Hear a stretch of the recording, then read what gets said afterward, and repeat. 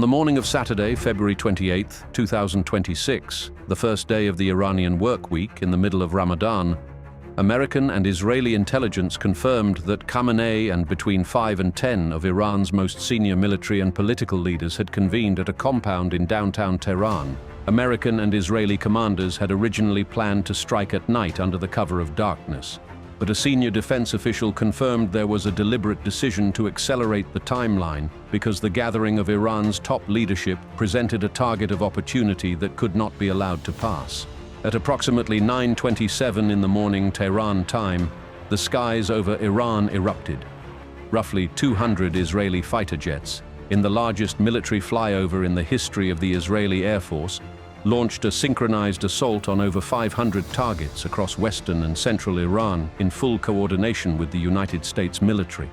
The first wave of Israeli strikes was aimed directly at Iran's political and security nerve center in Tehran. The Supreme Leader's compound, the Presidential Palace, the Ministry of Intelligence, the Ministry of Defense, and the headquarters of the National Security Council were all hit in rapid succession. Israeli aircraft dropped approximately 30 bombs on Khamenei's compound alone, targeting the fortified complex with devastating precision, and satellite imagery released hours later showed the sprawling residence reduced to smoldering rubble with black smoke still rising from the wreckage. Khamenei was reportedly underground at the time of the strike, but according to Israeli Channel 12's Amit Segal, a journalist with known close ties to Prime Minister Netanyahu, the Supreme Leader was not inside his own designated bunker, leaving him fatally exposed when the bombs tore through the layers of concrete above him. Simultaneously, Israeli forces struck 2 additional locations in Tehran where intelligence had confirmed separate gatherings of senior Iranian officials, meaning 3 high-value leadership targets were hit at the same moment in a coordinated decapitation strike unlike anything the modern Middle East had ever witnessed. Among the senior officials confirmed killed alongside Khamenei were Ali Shamkhani, the Secretary of Iran's Defense Council and Khamenei's personal security advisor, IRGC Commander Mohammad Pakpour, who led Iran's primary military force, and Defense Minister Aziz Nasirzadeh, who oversaw the country's long-range missile production. Also eliminated were Mohammad Shirazi, who had served as the head of the Supreme Leader's military office since 1989, and was the direct link between Khamenei and every senior commander in Iran's armed forces, and Salah Assadi, the intelligence chief responsible for shaping Iran's strategy against both Israel and the United States. A senior Israeli security official confirmed to Fox News that 40 Iranian security and regime figures were killed in Israel's opening strike on downtown Tehran alone,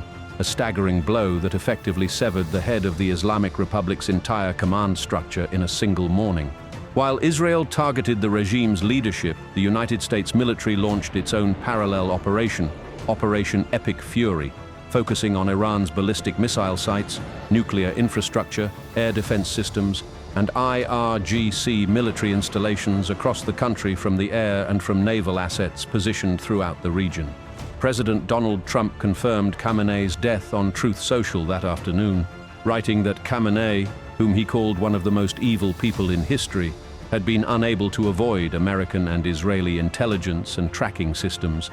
and that working closely with Israel, there was nothing the Supreme Leader could have done to escape. Israeli Prime Minister Benjamin Netanyahu, who said the operation had been planned for months in close coordination with Washington, declared that there were growing signs that Khamenei was no longer alive and that his compound had been completely destroyed along with Revolutionary Guard commanders and senior nuclear officials inside it. Israeli ambassador to Washington, Yechiel Leiter, subsequently confirmed the death to United States officials, and multiple Israeli television networks reported that a photograph of Khamenei's body, recovered from the rubble of his destroyed compound, had been shown to both President Trump and Prime Minister Netanyahu. A senior United States defense official described the strike as a massive, wildly bold daytime attack that caught the senior Iranian leadership completely off guard. A Saturday morning during Ramadan and on the Jewish Sabbath, at a time when Tehran never expected its enemies to launch the largest combined aerial assault the region had ever seen.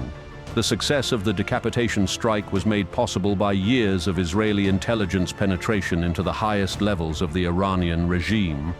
a capability dramatically demonstrated in July 2024 when Israel planted a bomb inside a Revolutionary Guards guest house in Tehran that killed the political leader of Hamas. Iran's proxy network, which Khamenei had spent decades building across Lebanon, Iraq, Syria, Yemen, and Gaza under the banner of what he called the Axis of Resistance, had already been devastated over the previous 2 years. Hezbollah was decimated, Assad's regime fell, and Hamas was shattered, leaving the Islamic Republic more isolated than at any point since the 1979 revolution. The killing of Khamenei marked the first time Israel had directly assassinated a sitting head of state of a sovereign nation, and it sent shockwaves through every capital in the Middle East and beyond, as the 86-year-old cleric who had ruled Iran since 1989 was gone in a single devastating morning. Inside Iran, the reaction was deeply divided. State media broadcast pro-government rallies with mourners carrying Khamenei's portrait, but CNN, the Daily Telegraph, and Iran International all published verified videos of ordinary Iranians laughing, cheering, and chanting "Death to Khamenei" and "Death to the Islamic Republic" in the streets of Tehran itself. With much of the IRGC's senior command structure also destroyed, no successor publicly named, and the constitutional body responsible for selecting a new supreme leader unable to convene while airstrikes continued overhead, the Islamic Republic faced its most existential crisis since the revolution that had created it 47 years earlier. The strike on Khamenei's compound was not an act of impulse or improvisation. It was the culmination of months of painstaking intelligence work, joint American-Israeli operational planning, and a strategic buildup of the largest United States military force deployed to the Middle East since the 2003 invasion of Iraq. In the end, the man who had called for the destruction of Israel and the humiliation of America for more than 3 decades, who had overseen the arming of Hezbollah, Hamas, and the Houthis, who had ordered the massacre of 30,000 of his own people just weeks before, was buried beneath the rubble of the very fortress he believed would keep him safe forever. And as the smoke rose over Tehran and celebrations erupted among Iranian exiles from Los Angeles to London to Hamburg, one undeniable truth settled over the Middle East. The supreme leader of the Islamic Republic of Iran was dead, and the world he had built was crumbling with him.